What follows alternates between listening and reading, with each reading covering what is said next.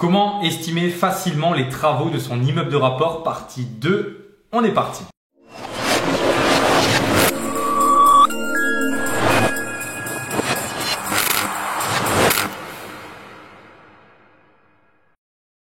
Bonjour très chers investisseurs, futurs millionnaires, je suis Franck. Si vous êtes nouveau sur cette chaîne, je suis le fondateur de Immomillion, une société où on accompagne les personnes motivées à prendre leur avenir en main, à se créer une retraite anticipée grâce à l'investissement immobilier.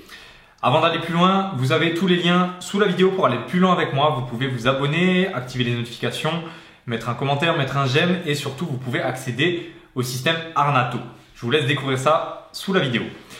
On a fait une vidéo il n'y a pas longtemps sur les travaux, sur vos immeubles de rapport pour comment estimer vous-même un petit peu les travaux. Je vous mets le lien en i comme info en haut à droite vers cette première partie. Donc là, on est dans la deuxième partie. On a parlé dans la première vidéo du gros œuvre et dans cette vidéo-là, on va s'intéresser à tout ce qui est second œuvre. Le second œuvre, finalement, c'est tout ce qui va rentrer plus dans l'appartement, un peu les parties communes. Le premier poste qu'on va aborder, c'est l'électricité. Donc, dans un premier temps, je vais vous parler d'une chose très importante, c'est les compteurs électriques. Comptez toujours combien de compteurs électriques vous avez quand vous visitez un immeuble, parce que c'est pas le but de cette vidéo de rentrer dans les détails sur ça. Je vous ferai une autre vidéo si ça vous intéresse, dites-moi dans les commentaires par rapport à ça. Mais pour une question de revente, pour une question d'exploitation dans les règles, il faut qu'il y ait un compteur électrique par logement, par lot.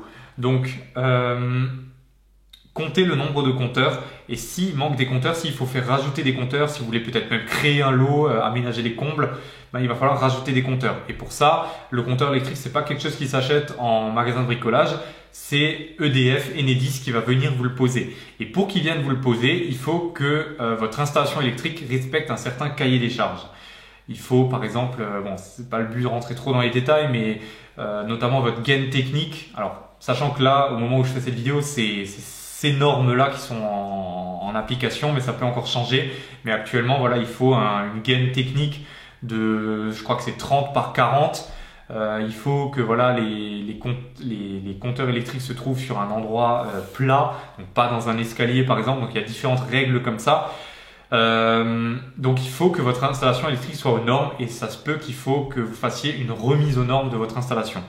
Donc là, je ne peux pas vous donner un budget précis. Il faut que vous fassiez passer un technicien de chez EDF, de chez Enedis, et qu'ensuite votre électricien vous budgétise ça en fonction du cahier des charges que vous aura remis EDF. Donc voilà, par rapport à ça, ensuite dans les appartements, vous allez avoir du coup les tableaux électriques. Tableau électrique, on va regarder quoi? On va regarder combien il y a de disjoncteurs, si les circuits sont assez séparés, qu'il n'y ait pas toutes les prises sur un circuit ou même les prises et les lampes, tous sur un seul circuit, un seul disjoncteur. On va regarder que c'est bien séparé. On va vérifier également les différentiels. Il faut qu'il y ait des différentiels 30 mA, notamment pour la plaque, pour le four, etc. Donc ça, il faut que vous fassiez bien attention. On vérifie s'il y a des arrivées de terre sur les prises.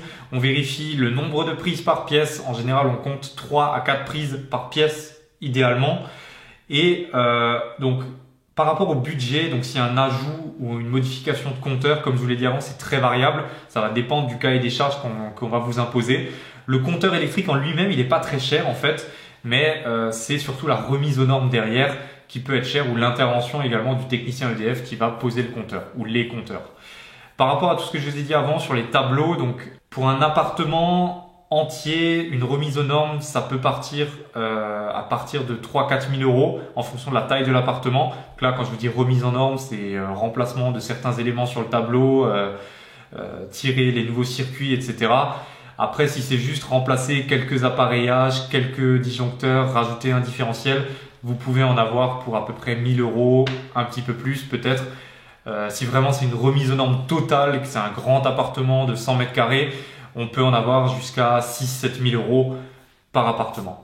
On passe maintenant au poste sanitaire. Donc le sanitaire, on va vérifier dans un premier temps les colonnes d'eau montantes et descendantes. Il faut vérifier qu'il y ait assez de colonnes. Peut-être si vous voulez créer un logement en plus, si vous voulez diviser un logement, il faut vérifier les colonnes montantes et les colonnes descendantes. Donc les colonnes montantes, c'est tout simplement les colonnes qui vont amener l'eau, les arrivées d'eau. Et tout ce qui est colonne descendante, c'est des tuyaux un petit peu plus épais. C'est tout ce qui est évacuation d'eau. Il y a un truc qui est important, c'est de vérifier si elles sont pas bouchées. Alors ça, forcément, vous n'allez pas le vérifier vous-même. Il faut également vérifier l'ancienneté de ces colonnes. Si vous avez encore des vieilles colonnes en acier galvanisé, peut-être que c'est bon de les remplacer par des nouvelles. Ça, c'est plutôt faire passer un expert qui va vraiment vous budgétiser ça. Alors je sais que ça fait un peu partie aussi du gros œuvre finalement. Un truc important aussi par rapport à vos colonnes, c'est de vérifier les matériaux, comme je vous ai dit. Donc si c'est du vieux fer ou de l'acier galvanisé, ça peut être éventuellement bon à remplacer si vous refaites tout à neuf. Il y a un truc qui est important aussi, c'est que vous ne pouvez pas mettre du fer. Par exemple, si vous avez des conduites en fer et qu'ensuite dans les logements, donc dans les parties communes, vous avez des conduites en fer et dans les logements, vous avez des conduites en cuivre peut-être, il faut faire attention à un phénomène qu'on appelle un phénomène d'électrolyse. C'est finalement une échange d'électrons qu'il y a entre le cuivre et le fer et ça peut vous ronger vos conduites. Donc pour ça, il y a des manchons spéciaux qui existent pour faire la séparation entre les deux. Ou alors, il est conseillé de passer totalement en cuivre ou alors, en fonction des... Donc là, je vous parle d'arrivée. Après, pour les évacuations, on va être sur du PVC plutôt. Mais ça, c'est très important également. Après, pour ça, honnêtement, entourez-vous d'un professionnel. Il saura beaucoup mieux vous expliquer que moi. Parce que voilà, je suis pas un professionnel dans le sanitaire, mais j'ai ces notions-là. Mais toujours pour budgétiser tout ça, entourez-vous bien de professionnels. Ensuite, au niveau du sanitaire, on va vérifier d'autres choses encore, notamment les compteurs d'eau. Alors, rajouter un compteur d'eau, c'est pas une grosse affaire. Ça, vous pouvez le rajouter vous-même. Enfin, votre artisan peut vous le rajouter. Il n'y a pas de demande spéciale à faire. On va vérifier également tout ce qui est radiateur, chauffe-eau. On va vérifier tout ce qui est chaudière également, chaudière à gaz, chaudière électrique. Alors, au niveau des budgets, donc pour les colonnes et les conduites, ça va vraiment être au cas par cas. Donc là, comme je vous l'ai dit avant, entourez-vous. Pour tout ce qui est radiateur, on va être entre 100 et 400 euros par unité. Donc en fonction que ce soit des radiateurs à gaz, enfin avec de l'eau dedans, ou alors des radiateurs électriques. C'est pas si cher que ça les radiateurs, mais bon, si on en a beaucoup, ça fait quand même une petite somme, notamment dans un immeuble. Tout ce qui est chaudière électrique, on va être entre 800 et 2000 euros. Pour une très bonne chaudière, on va être à 2000 euros. Sinon, on en a vers 1000 euros des déjà assez bonnes. Pour une chaudière à gaz, on est un peu plus cher. Là, ça commence pour un truc correct à 1200 euros et on peut aller jusqu'à 3000 euros pour une très bonne. Pour un chauffe-eau électrique, on va être entre 300 et 800 euros à peu près. Après, pour un ballon d'eau chaude, si vous avez une eau chaude au gaz, on va être aussi à peu près aux alentours des 500 euros ou plus. Voilà. Après, tous les budgets que je vous donne là, c'est vraiment indicatif. Comme dit, c'est juste pour que vous fassiez une première idée, une première estimation avant de faire passer les artisans, mais aussi que vous ayez surtout un peu tous les postes en tête et que vous sachiez, ok, là, il faut que je fasse attention, là, il faut que vous fassiez attention. Par contre, comme je vous l'ai dit avant, c'est pas à l'artisan de vous dire forcément. C'est vous qui devez indiquer à l'artisan et c'est lui ensuite qui vous donnera les prix. On passe ensuite à la salle de bain. Donc, salle de bain, on va avoir notamment tout ce qui est bac à douche. Bac à douche, on va parler entre 150 et 500 euros. Tout ce qui est meuble vasque, on va être entre 200 et 600 euros. Je me suis noté tous les prix là. Paroi de douche, on va être entre 200 et 600 euros. Là aussi, paroi de douche, faites attention. Idéalement, prenez une paroi de douche traitée anti-calcaire pour pas que vous ayez des traces de calcaire, notamment si vous savez que vous avez beaucoup de calcaire dans votre ville. Les mitigeurs de douche, on va être entre 100 et 400 euros. Là, je conseille quand même d'aller plus vers les 250-300 euros minimum pour avoir un truc d'une qualité qui tienne dans le temps. Pour un WC, on va être à partir de 100 euros à peu près, jusqu'à 800 euros avec la pause si vous voulez un WC suspendu. Donc voilà, on a fait le tour un peu de tout ce qui est sanitaire, chauffage. En termes de sol maintenant, pour les sols, on va vérifier par rapport à l'immeuble de quoi est fait la dalle. Vous pouvez avoir des dalles, enfin des planchers en bois ou alors des dalles en béton. On vérifie l'état. Alors par rapport au plancher en bois, on va vérifier déjà la régularité du plancher. Ça se peut que vous ayez un plancher qui fait vraiment comme ça. Pareil pour les dalles en béton. On va vérifier l'humidité du bois, l'humidité du béton. S'il y a des traces d'humidité, si ça craque à certains endroits. Là, je vous invite vraiment à être attentif là-dessus parce que vous pouvez vraiment avoir des mauvaises surprises là-dessus.